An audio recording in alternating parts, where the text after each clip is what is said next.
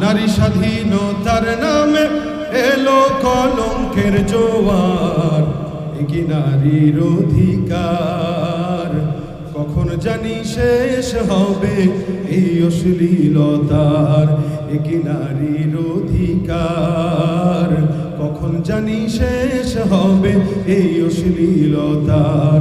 Ward commissioner থেকে union পরিষদে ক্রমান্বয়ে দেখো রে ভাই একেবারে সংসদে।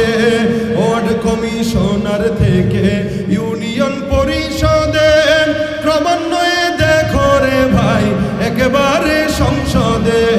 নারী থাকবে সুখের ঘরে, এত কষ্টের কি দরকার? নারী থাকবে সুখের নীড়ে, এত কষ্টের কি দরকার? এ কি নারীর অধিকার? কখন জানি শেষ হবে এই অশ্লীলতার, এ কি নারীর অধিকার? কখন জানি শেষ হবে এই অশ্লীলতার। এরাই নারীবাদী হয়ে আমাদের সামনে নারীদের অধিকারের কথা বলে, কিন্তু দিন শেষে অধিকারের নামে দৌলত দিয়া পারে এরাই নারীদেরকে বিক্রি করে, পাচার করে।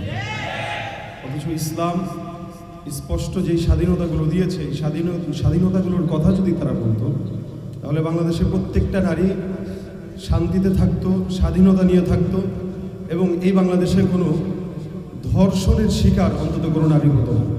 অথচ আল্লাহ পাক রব্বুল আলামিন বলেছেন, লা তুকরিহু ফাতায়াতিকুম আলাল বিগাই ইন আরাদনা তাহাসসুনান লিতাবতাগু আরাদাল হায়াতিদ দুনিয়া। তোমরা ধন সম্পদের লোভে পড়ে যে সমস্ত মানুষ যুবতীদেরকে ব্যভিচারে লিপ্ত করে, এদের ব্যাপারে আল্লাহ পাক রব্বুল আলামিন কথা বলেছেন তারা যেন এটা না করে, এটা অত্যন্ত খারাপ। আজকে আমরা সংসদ থেকে বাজার পর্যন্ত সব জায়গায় নারীদেরকেই দেখি যারা অধিকারের নাম দিয়ে বেহায়াপনা, অশ্লীলতার দিকেই আমাদের যুব সমাজদেরকে ধ্বংসের দিকে ঠেলে দিচ্ছে। আমরা চাই আজকের এই সেমিনারের মাধ্যমে বাংলাদেশ থেকে এই নারী কমিশন যেই আইন পাশ করতে চাচ্ছিল এটা যেন বাতিল হয়, এবং বাংলাদেশে ইসলামের আইন অনুযায়ী নারী স্বাধীনতা আসুক, প্রত্যেকটা ঘরে ঘরে শান্তি আসবে বলে আমরা বিশ্বাস করি। ইনশাআল্লাহ আমরা জাতীয় ওলামা মাশায়েখ আইম্মা পরিষদের পক্ষ থেকে এই বাংলাদেশে কোনো প্রকার ইসলাম বিরোধী আইন পাশ করতে দিব না, ইনশাআল্লাহ। জোরে ইনশাআল্লাহ।